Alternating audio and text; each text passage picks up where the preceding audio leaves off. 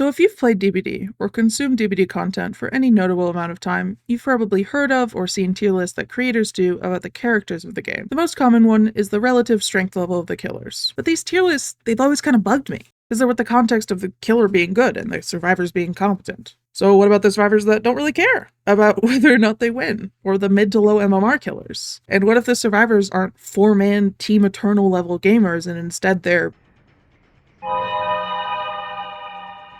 So, I'd like to make a tier list of my own. A casual killer tier list. We're gonna go ahead and define casual. When I say I'm playing casually, I mean I don't really care about killing the survivors, and that is reflected in my perks or playstyle. I generally avoided camping, slugging, or tunneling unless the survivors were really getting on my nerves. Think of it as the it is what it is mindset. I played a game of every single killer and ranked them based on how easy or difficult it is to pick them up, their reputation amongst survivors, and their ability to engage in shenanigans.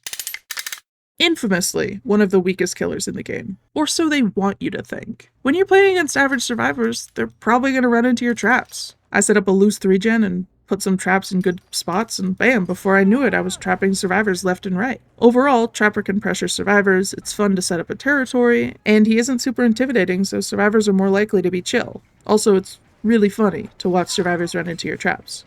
He's going in S tier. Wraith is one of the strongest M1 killers. He's got stealth, he's free to play, he rings a bell a lot. At least he usually has stealth. I forgot I was running the meme add-on that makes it so he has a terror radius while cloaked, so I lost that part. He was still fun though. He's speedy, so I threw on some chase and haste perks so I could power walk around the map. Overall, Wraith is a run-of-the-mill killer. He's my go-to if I need the gameplay version of a palette cleanse. He's going in B tier. This is super biased, because I adore Billy. I love running double turn add-ons and zooming around the map like the race car I was always meant to be. I almost got a really good curve in this match, and I missed, and I was really disappointed in myself, but this Soma gave me some encouragement. He also gave me a kill at the end. Billy is fast-paced, and survivors generally have a really high opinion of him. And he's one of the many montage killers where you can make high-skill plays that can go in a montage. And he is going in A tier. Alright.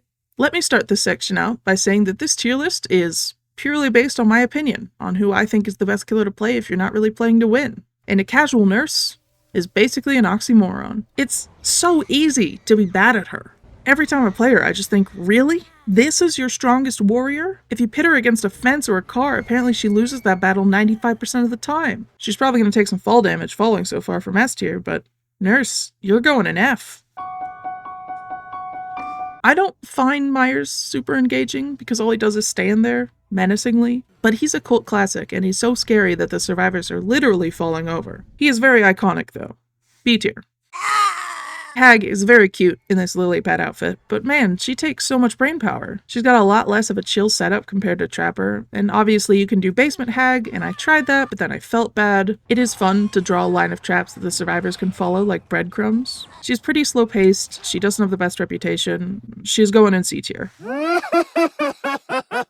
Doctor is loud, and he laughs a lot, and he makes the survivors scream a lot, which can kind of throw me off my groove if I'm listening to music, which I was for all of these games. His power is somehow both simple and complex, and sometimes it works, but sometimes it doesn't. I mainly use his power to find survivors, so I have to worry less about tracking, but in Chase, I'm kind of just shocking the survivors and praying that it does something. He's kind of casual, but more in a I really don't know what I'm doing type of way. D tier for Doctor. Yet another biased take here. I really like Bubba. He can eat through pallets like nobody's business. He's just a silly little guy. And he can insta-down survivors, so you don't have to be concerned about Iron Will or Resilience or any number of injury-related survivor perks. He is so easy to chill out with. He's going in A tier. This is the first of many killers where my clear lack of hand-eye coordination skills are apparent. I'm fucking awful at Huntress. You know that saying, you miss 100% of the shots you don't take? Well, I miss about 80% of the hatchet shots I take. If you're good at ranged attacks, then I can absolutely see why she'd be fun. But I am just struggling the whole time thinking about how much this damn Fang is judging me. She's going in C tier. Listen, I didn't enjoy Freddy before the rework, and I continue to not enjoy him post-rework. I'm sorry, to the very few Freddy mains watching this, I just can't. His power doesn't feel like it does anything, and the palettes are visibly bloody, which is like, okay, how is that supposed to trick the survivor? Hi, this is Editing Sage, and upon rewatching this footage, I think most of my anger was directed at the fact that I got sent to RPD. But I still don't like Freddy. He does not exactly have good vibes. He's going in F tier. Pig is a beloved killer. The term boop the snoot is one of the most well-known killer-survivor friendly interactions. She's well-rounded, having an anti-loot power and giving the survivors a secondary objective. She's also not so strong to the point that the survivors feel the need to lock in against her. She's great. She's going in S tier. Clown is similar to Doctor in the sense that he has a versatile anti-loot power. However, he's a lot easier to pick up and his bottles don't require too much strategy. He's not the most fun to go against, so survivors are less likely to engage in shenanigans, but that didn't stop me and this Michaela from exploring Vecna's library together. Clown is going in B tier. Man, Spirit is just not chill. I hate to say it, but she relies so much on audio cues, and if you're jamming out to music, then you're just gonna really struggle with dragging the survivors. I know that she's supposedly a really strong high tier killer because of her mobility, but I struggled to use her phasing well, and the decreased base movement speed made her games just drag on and on. She does have the benefit of being attractive, so she'll go in D tier. Legion has really fast-paced gameplay and could get a ton of blood points from starting so many chases and injuring survivors so frequently. However, survivors don't enjoy mending every 10 seconds. They're very easy to play, but survivors won't exactly go easy on you, even if you're technically a weaker killer. B tier. I'm not gonna lie, I kinda lost the playing casual mindset during my Plague game because I am horrendous at aiming her red vomit. I was missing the easiest hits ever. Plague is a more frustrating to face version of Legion. She can easily counter healing and stealth builds, which may seem fun, but it also means that the survivors let out a collective sigh when they spawn in and see those fountains. Sorry Plague, you're in the unique spot of being not overpowered, but also not very casual. You're going in F tier. Look at that silly little guy. Honestly, he can do no wrong. He's so expressive, he's sneaky, he's got a much more fun version of Mikey's stock power. This is an easy S tier.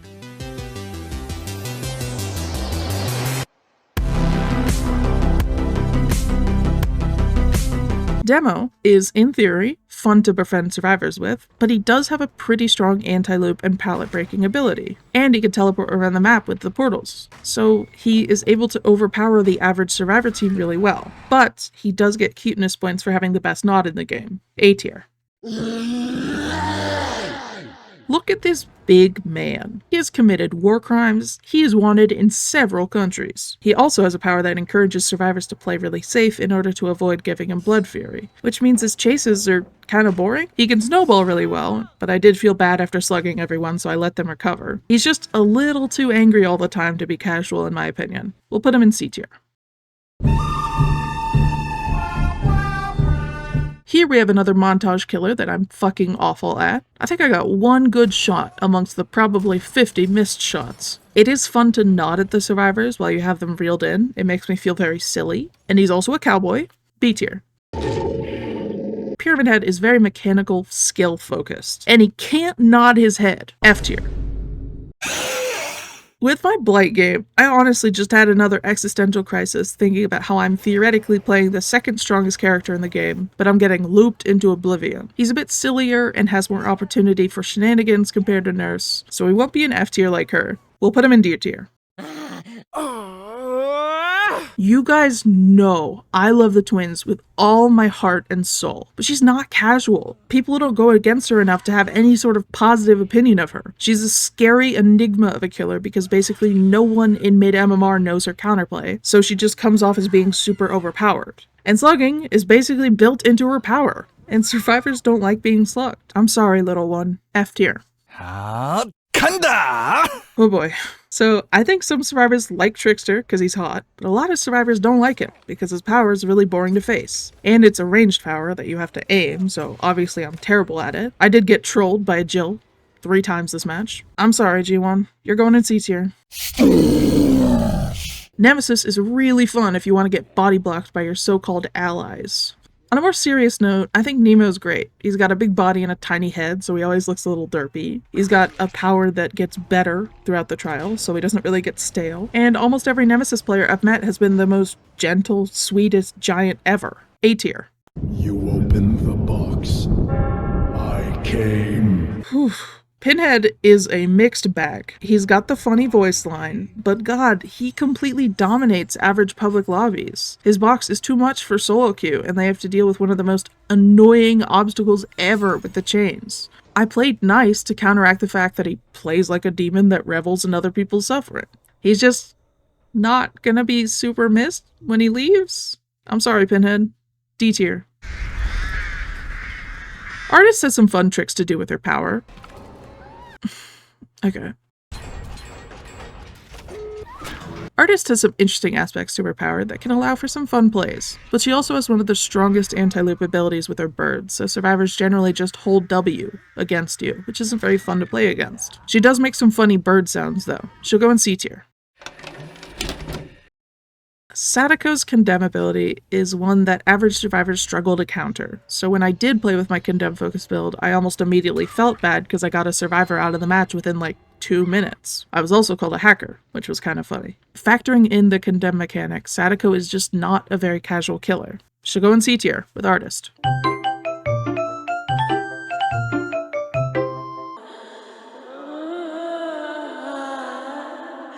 Dredge is literally a turkey. He can go into a locker, so he's also basically Dwight. He has a not too strong, but can also sometimes be effective if you're not a fucking dumbass like me, anti-loot power. The survivors I played against were cute and very good, so I made sure that they got their items back because I was playing Franklin's.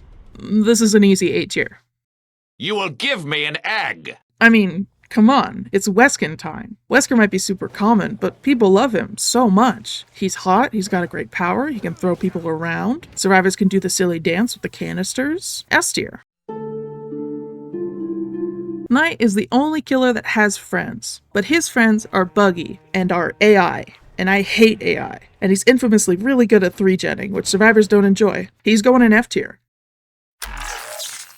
The only good that Skull Merchant has going for her is that she replaced Twins as the most hated killer. Her reputation is awful, so survivors generally dislike her. She got nerfed to the ground, and the developers are desperately trying to forget that she exists. I'm sorry, I know a good amount of Skull Merchant players, and I love y'all for sticking with her through all this bullshit, but she's just not casual. F tier. It wasn't programmed to harm the crew. Singu is aided by the fact that he's more of a creature than a person, because people are scary. His ability is a little complicated, but his counterplay isn't super difficult to pick up. I do struggle to play Singu seriously because it takes a lot of brain power and probably a bit of Adderall, but if I'm not overthinking it and just placing biopods in random places and hoping that it works out, then yeah, he's chill. C tier.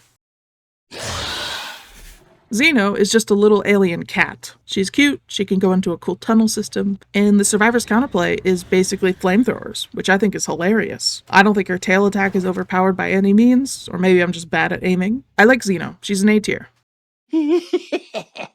See, my problem with Chucky is that he has such angry, aggressive voice lines that it literally makes me angry and frustrated for him. I can't relax knowing that this little shit is really mad because he's losing and I'm the one controlling him. Also, my depth perception is awful, and he's slow, so I miss so many hits because I didn't understand how close I was to the survivor.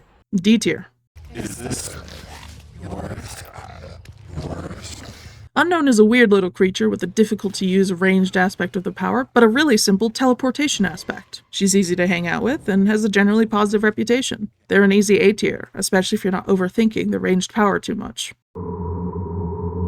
Vecna has so much going on. He's essentially got 4 powers rolled into one. I think his treasure chests alone make him more fun to go against. He's really versatile, he's got cool voice lines, and survivors aren't afraid of bargaining with him. B tier.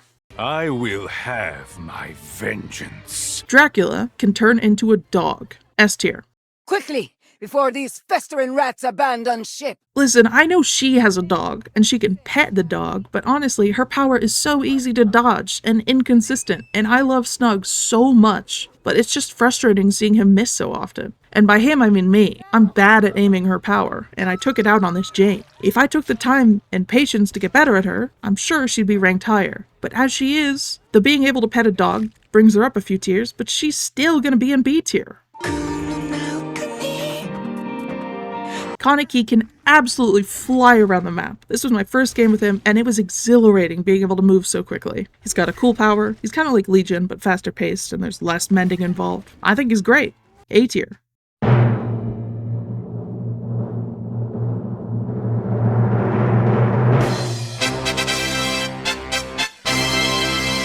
Whew, that took a while, huh? We're about to get to the conclusion, but first we'll do our Ko-Fi shoutouts, and I'll have some other stuff on screen and some sound effects to make sure y'all stay engaged. Thank you so much, Uxie, Purit, Herp, Servid, Mazer, Souza, Fluffy, Alibi, Gwen, Fajitas, Taxi, Bashi, Hammock, Nelson, Katz, Itza, Clover, and Leo. Also remember to join the Discord. I have a Discord server, and it's awesome. You can probably tell from this tier list, but even though I'm a very experienced killer, I really struggle with high-skill, mechanically focused characters. I struggle with aiming ranged attacks, teleporting or rushing, and being able to focus on sound cues. You can call that a skill issue. I don't mind. I just appreciate simplicity. This is a very opinion-based tier list. I'm basically just vibe-checking all the killers. But I do think that you shouldn't choose who you play based on their ability to perform at high MMR. We're not all gonna be in high MMR. I know I sure as heck am not. I'm perfectly happy going against decent survivors because I have the most fun when I'm having a chill, respectful game as opposed to letting rage fuel me into getting the 4K. I'm not saying who's the best at killing survivors. I'm saying who's the best at chilling with survivors. I had a lot of fun recording these games. There were just so many small moments of kindness from my opponents that made me appreciate humanity more.